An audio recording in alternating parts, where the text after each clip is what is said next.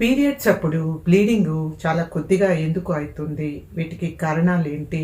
చికిత్స ఏంటి? ఈ వీడియోలో వివరంగా వీటి గురించి చర్చించుకుందాము.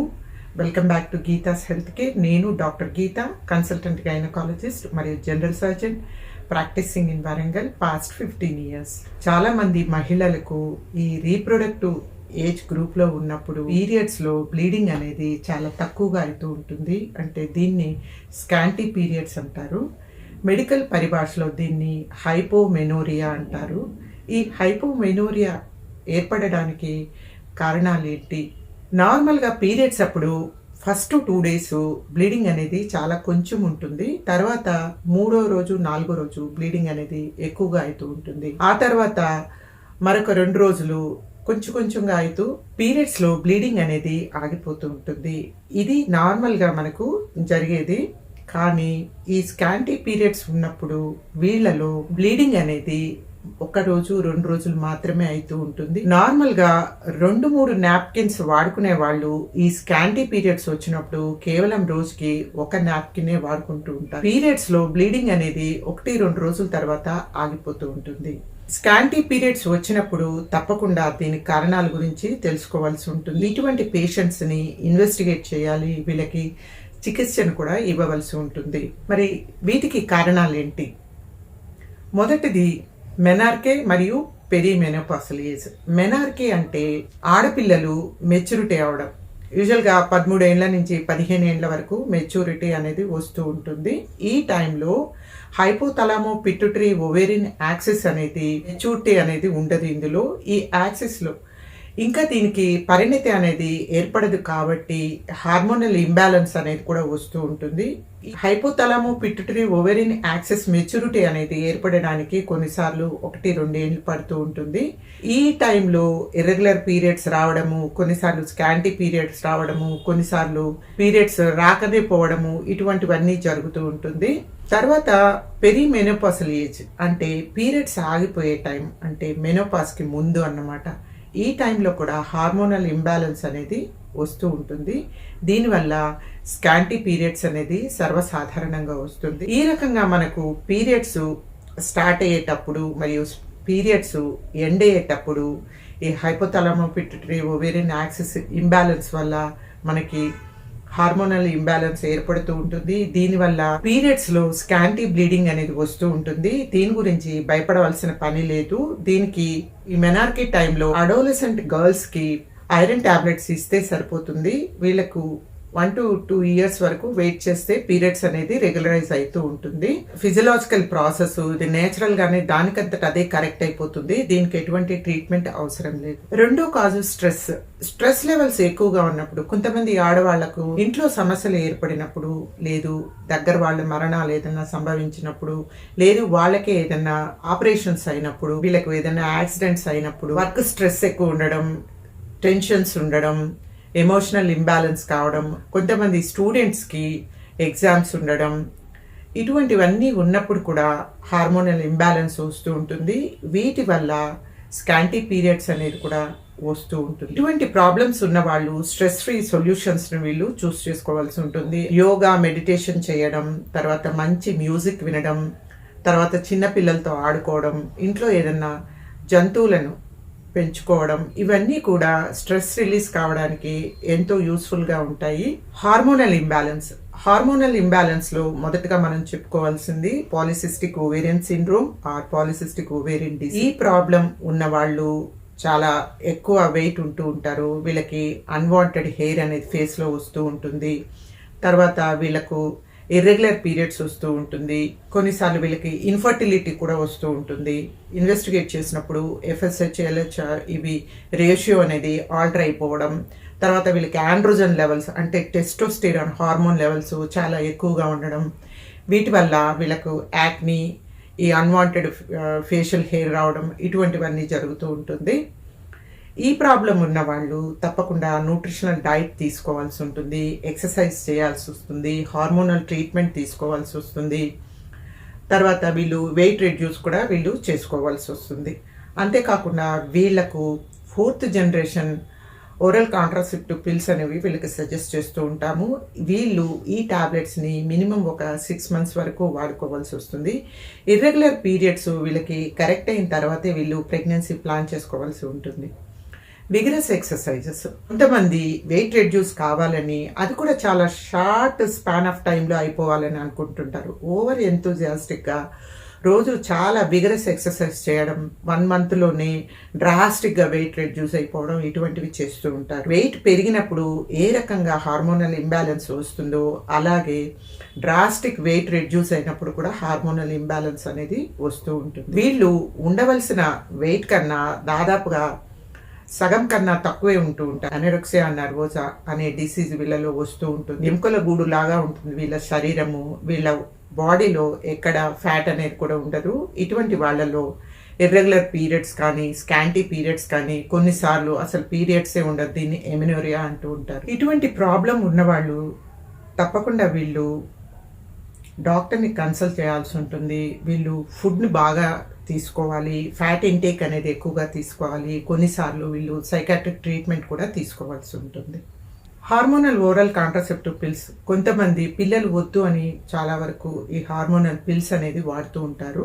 ఓరల్ కాంట్రాసెప్టివ్ పిల్స్ని వీళ్ళు పిల్లలు కలగకుండా ఉండడానికి ఎక్కువ కాలం వాడుతూ ఉంటారు. కొంతమంది more than 5 years వాడుతూ ఉంటారు. ఇటువంటప్పుడు కూడా స్కాంటీ పీరియడ్స్ వస్తుంది.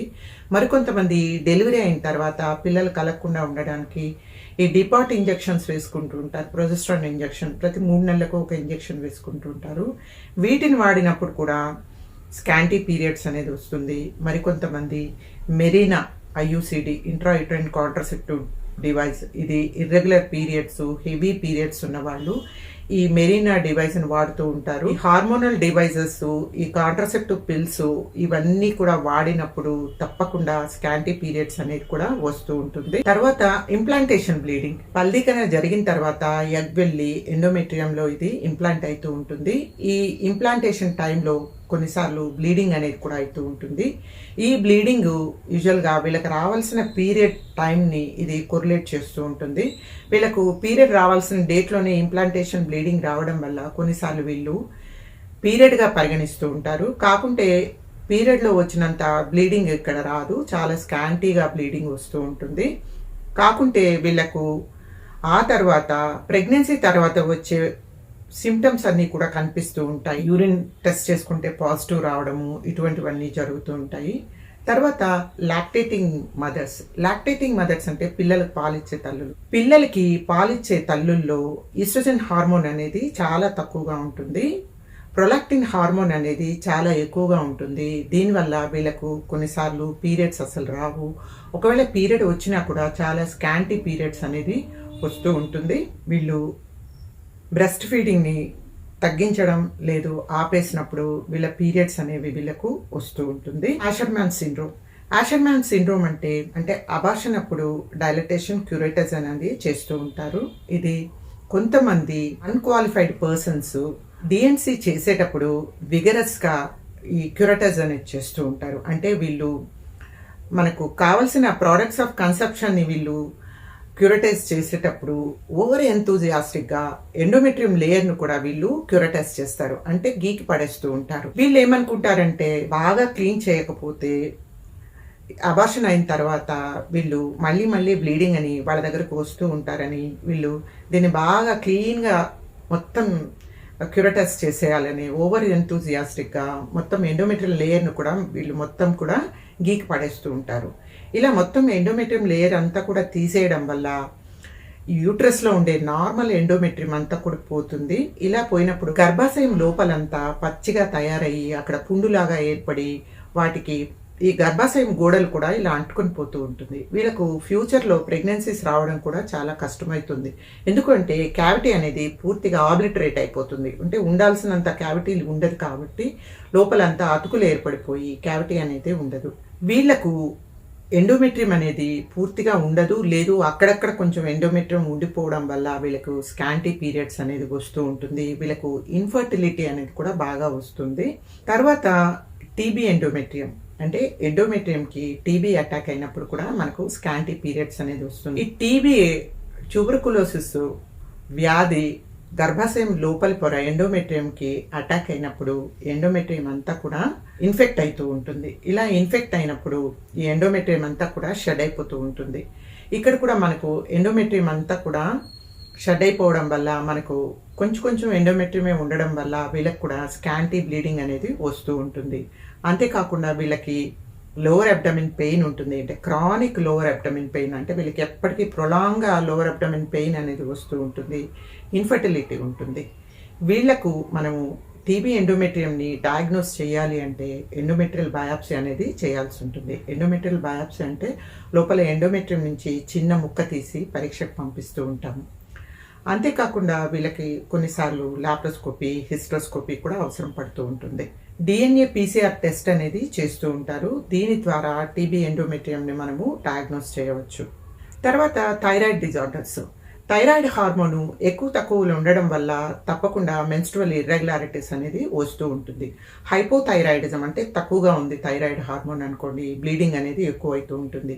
హైపర్ థైరాయిడిజం అంటే హార్మోన్ లెవెల్స్ ఎక్కువగా ఉన్నప్పుడు బ్లీడింగ్ అనేది చాలా తక్కువ రావడం, కొన్నిసార్లు అమినూరియా రావడం, ఇట్లాంటివన్నీ కూడా ఏర్పడుతూ ఉంటుంది. వీటిని కరెక్ట్ చేయడానికి థైరాయిడ్ ప్రొఫైల్ ఒకటి చేయించుకోవాలి. ఈ హైపర్ థైరాయిడిజం కూడా ట్రీట్మెంట్ అనేది తీసుకోవాల్సి ఉంటుంది. ఇవన్నీ వీళ్ళు కరెక్ట్ చేసుకున్న తర్వాతే వీళ్ళు ప్రెగ్నెన్సీని ప్లాన్ చేసుకోవాల్సి ఉంటుంది. స్కాంటీ పీరియడ్స్ అనేది దాదాపుగా ఫిజియలాజికల్గానే ఉంటుంది. దీనికి పెద్ద ట్రీట్మెంట్ అంటూ అవసరం ఏర్పడదు. కొన్ని చాలా వరకు వాటంతట అవే కూడా కరెక్ట్ అవుతూ ఉంటుంది. కాకుంటే చిన్న మైనర్ కరెక్షన్స్ అంటే లైఫ్ స్టైల్ మోడిఫికేషన్స్ అట్లాంటివి ఏదన్నా చేసినప్పుడు కూడా వీటిని కరెక్ట్ చేసుకోవచ్చు. కాకుంటే PCOD, హార్మోనల్ ఇంబ్యాలెన్స్, తర్వాత వచ్చి Asherman syndrome, thyroid irregularities, hyperthyroidism, ఇటువంటి ప్రాబ్లమ్స్ ఉన్నప్పుడు తప్పకుండా దీనికి ట్రీట్మెంట్ తీసుకుని తప్పకుండా మీ పీరియడ్స్ని మీరు రెగ్యులరైజ్ చేసుకోవాల్సి ఉంటుంది. తప్పకుండా ఇటువంటి ప్రాబ్లమ్స్ ఉన్నప్పుడు ట్రీట్మెంట్ అనేది కంపల్సరీ. స్కాంటీ పీరియడ్స్ అంటే ఏంటి, కారణాలు ఏంటి, స్కాంటీ పీరియడ్స్ వచ్చినప్పుడు ఎప్పుడు ట్రీట్మెంట్ తీసుకోవాలి, ఇలాంటి విషయాలన్నీ మీకు ఇప్పుడు బాగా తెలిసి ఉంటుందని అనుకుంటున్నాను. మీకు ఇంకా ఏదైనా డౌట్స్ ఉంటే కామెంట్స్లో పెట్టండి.